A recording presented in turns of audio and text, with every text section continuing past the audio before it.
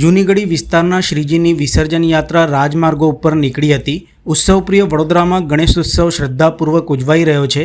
આજે જૂનીગઢી વિસ્તારના શ્રીજીની વિસર્જન યાત્રા હોઈ બપ્પાની પૂજા આરતી બાદ વિસર્જન યાત્રા શરૂ થઈ હતી। આ અવસરે મોટી સંખ્યામાં શ્રદ્ધાળુઓ, રાજકીય સામાજિક અગ્રણીઓ ઉપસ્થિત રહ્યા હતા।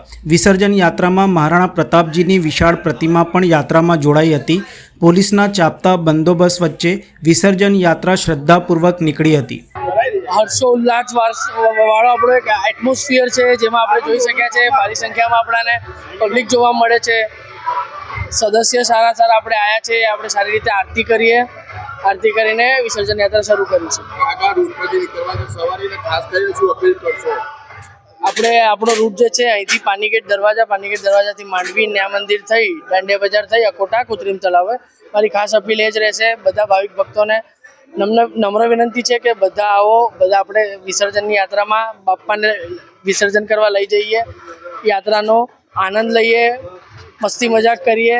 કોઈ અપીલ મારી મોટી એવી રહેશે કે કોઈ ઊંધા શબ્દોનો યુઝ કરવો નહીં, આપણે ઉશ્કેરી કરવી નહીં કોઈ વસ્તુની। આપણે બાપ્પાને લઈને નીકળ્યા છે તો બાપ્પાને જોઈને બાપ્પાની સાથે એન્જોય કરીએ, બીજી વસ્તુ પર ધ્યાન ના આપીએ। વડોદરા શહેરની વર્ષોની પરંપરા પ્રમાણે આજે 7મા દિવસે જૂનીગઢીના ગણપતિના વિસર્જનનું આજે શરૂઆત થઈ છે। આપ જુઓ છો કે આતશબાજી સાથે આ કાર્યક્રમની શરૂઆત થઈ છે અને આજનો દિવસ મહત્વનો દિવસ એટલા માટે છે કારણ કે છેલ્લા કેટલાય દિવસથી વડોદરા શહેરમાં કોમી અશાંતિ ફેલાવવા માટેનું કાવતરું થઈ રહ્યું હતું, ત્યારે જોઈન્ટ કમિશનર પોલીસ હિનાબેન પાટીલ અને પોલીસ વિભાગની ટીમ દ્વારા સરસ રીતે આ કાર્યક્રમ પૂર્ણ થાય।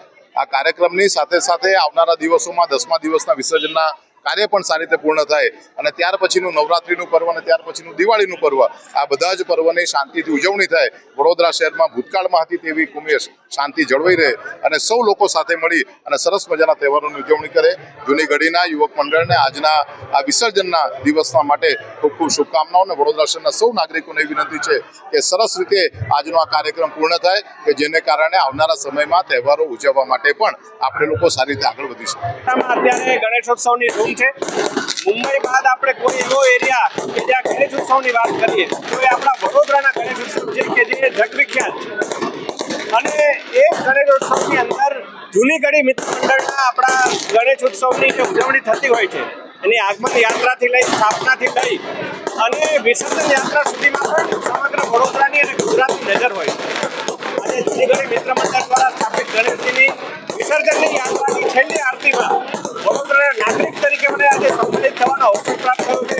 હું આપના માધ્યમથી જૂનીગઢી મિત્ર મંડળના સર્વે આયોજકો અને વડોદરાના સર્વે ગણેશ પ્રેમીઓને હું આ ગણેશ ઉત્સવની હાર્દિક શુભેચ્છાઓ અને અભિનંદન પાઠવું। પૂરા વડોદરા શહેરની અંદર ગણેશ ઉત્સવ ખૂબ ધૂમધામથી ઉજવાઈ રહ્યો છે અને વિસર્જન પણ બહુ ખૂબ શાંતિથી અને દાદાને ભાવભીની વિદાય પણ બધા શહેરીજનો આપી રહ્યા છે। આજે 7મા દિવસે પણ અનેક યુવક મંડળના ગણેશ વિસર્જન થવાના છે। આજે જૂનીગઢી જે ખૂબ વર્ષોથી ગણપતિજીનું સ્થાપના કરીને 7મા દિવસે વિસર્જન કરવાની એક પરંપરા છે, એ જ પરંપરાને અનુસરીને આજે જૂનીગઢીના ગણપતિ દાદાનું વિસર્જન થવાનું છે। ભગવાન શ્રી ગણેશને આપણે પ્રાર્થના કરીએ કે શહેરીજનોને સુખ, શાંતિ અને સમૃદ્ધિ આપે।